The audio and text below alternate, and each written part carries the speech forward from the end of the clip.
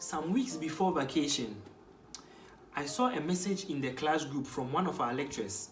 He was telling us to resend an assignment we had already submitted some weeks back. No one in the class took this lightly because we knew that around this time period, teachers would be recording marks. So everyone hurriedly sent the assignment again.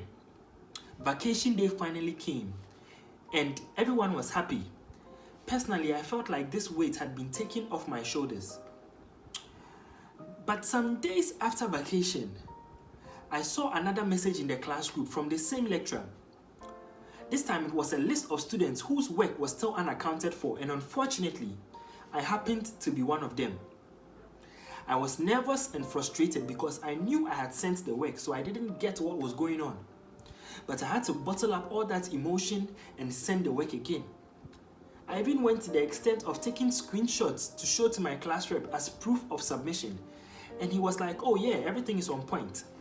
I felt like I could rest easy now. The next day, I received a message telling me to prepare for an online test I had already taken because my work was unaccounted for, and if I wanted marks, I would have to be ready on Sunday at 10 a.m. to write the test again.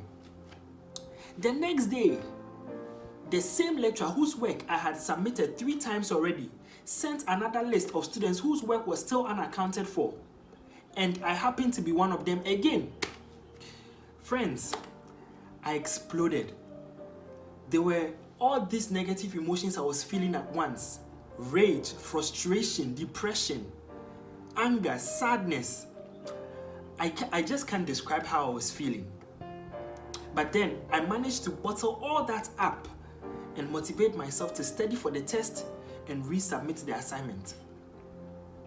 I wanted to make a message early on before all of this happened, but I couldn't bring myself to send it because I felt like it wasn't right. Something was off. That's why I decided to go with this. After thinking through and reflecting on all that had happened to me this past week, I realized that one thing that as young people growing up we must put at the back of our heads is that life is going to knock us down. Not once, not twice, in fact, not even 3 times. It is going to knock us down as many times as it wants and when it wants, and there is little we'll be able to do about it.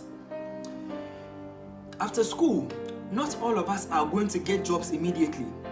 Some of us might be forced to take jobs we are overqualified for, simply because we happen to be the only breadwinner in our family and we don't have a choice. In fact, there are some terrible things, God forbid, that might happen to some of us and the people who support us, which might hinder our progress.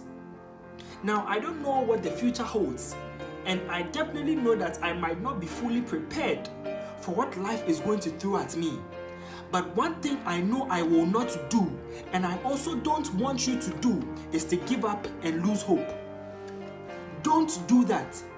If you give up on your dream, if you lose hope that if you keep on pushing, one day things will get better, then what do you have to live for? What is your purpose in life? It's practically over. There is nothing else. Life is going to knock you down, but then you must get back up. There are people who have had it worse than us. There are people who will definitely also have it better than us. Everyone's situation is unique, but so are our dreams. And we must not let those knocks we get from life bring us down. We must overcome those challenges and obstacles and be better. Because life will only come at you for so long. One day you would realize that all that you've been going through is just something to make you stronger, to prepare you for challenges ahead, to enable you to feel that kind of joy and satisfaction for accomplishing your dream and your goal. This morning, my message is simple. Life will knock you down, yes, but don't give up. Don't lose hope.